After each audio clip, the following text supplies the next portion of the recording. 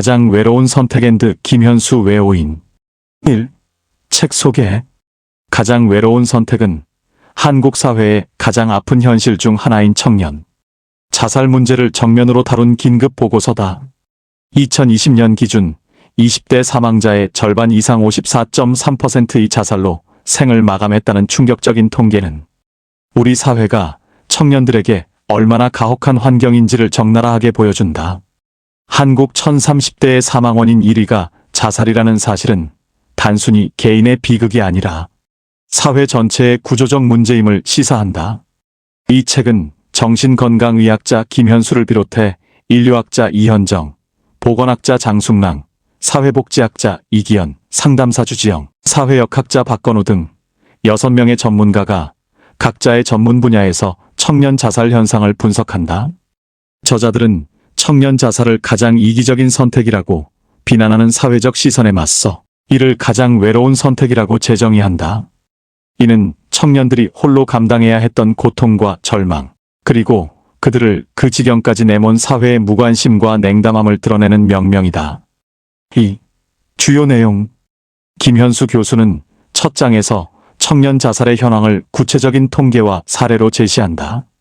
한창 꽃 피워야 할 20대가 죽음을 선택하는 이유를 찾기 위해 그는 기성세대와 현 사회의 공감, 실패를 가장 큰 원인으로 지목한다. 청년들은 실업, 저임금, 주거 불안, 학자금 대출 등 경제적 압박에 시달리면서도 노력하면 된다는 자기계발 탐론에 갇혀 자신의 실패를 개인 탓으로 돌리며 스스로를 책망한다. 이현정 교수는 여성 청년 자살에 주목하며 성별 차원의 불평등이 어떻게 청년 여성들을 절망으로 내모는지 인류학적 관점에서 분석한다. 여성 청년들은 노동시장에서의 차별, 성폭력과 성희롱에 대한 사회의 무감각, 외모지상주의와 같은 복합적 억압 속에서 존재 자체를 부정당하는 경험을 한다.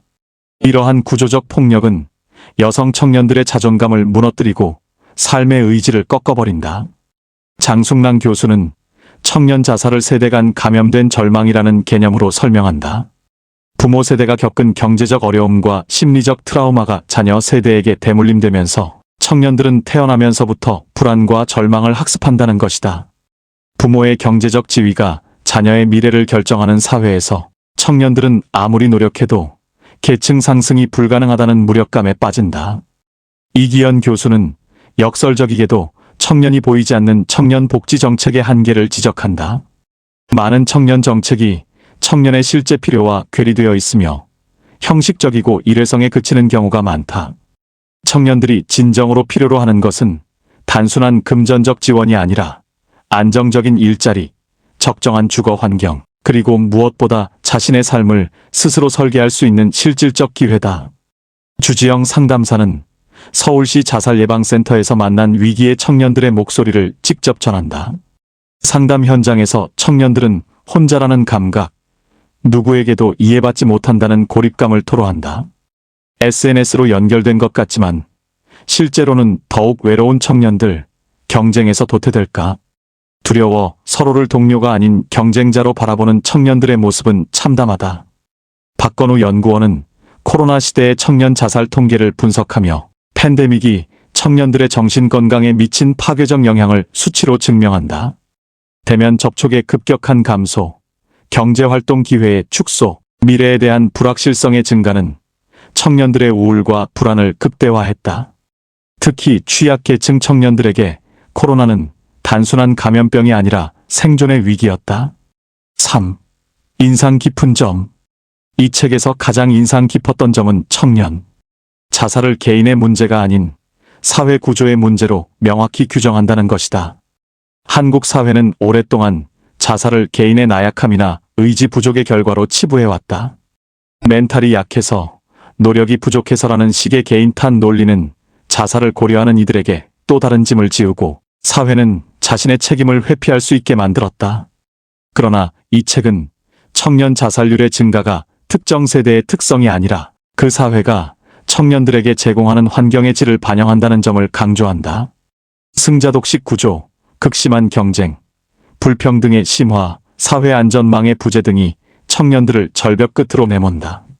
책에 나온 표현대로 청년들은 선택한 것이 아니라 선택할 수밖에 없도록 내몰린 것이다. 또한 외로움이라는 키워드가 반복적으로 등장한다는 점도 주목할 만하다. 청년들은 물질적 빈곤뿐만 아니라 관계의 빈곤, 의미의 빈곤 속에서 살아간다.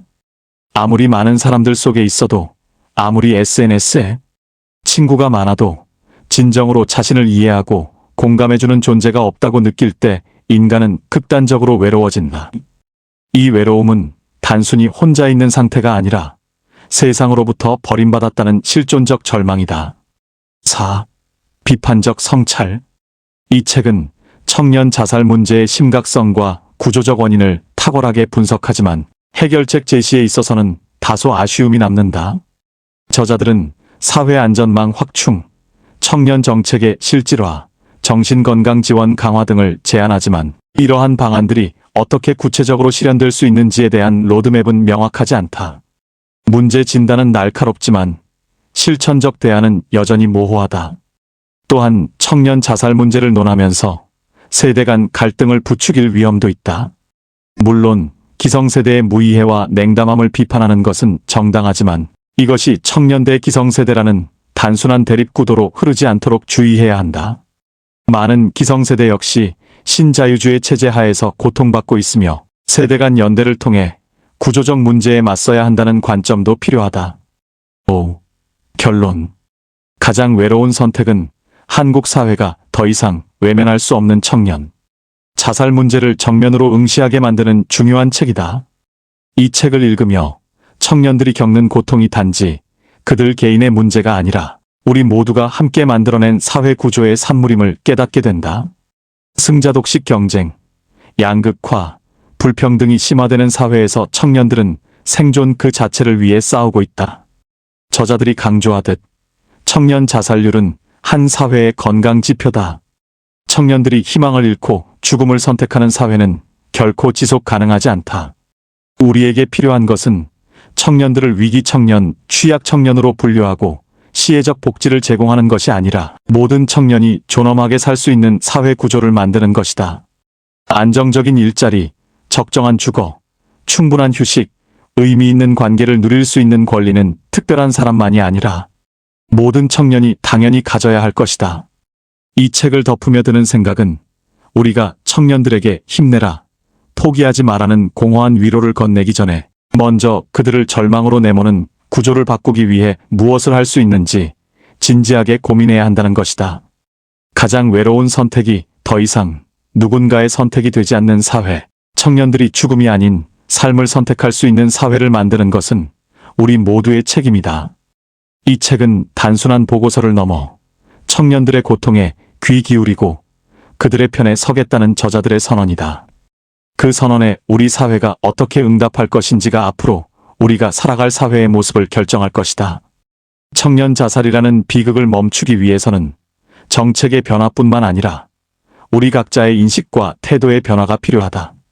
청년들의 고통을 개인의 문제로 치부하지 않고 함께 해결해야 할 사회적 과제로 받아들일 때 비로소 희망의 가능성이 열릴 것이다.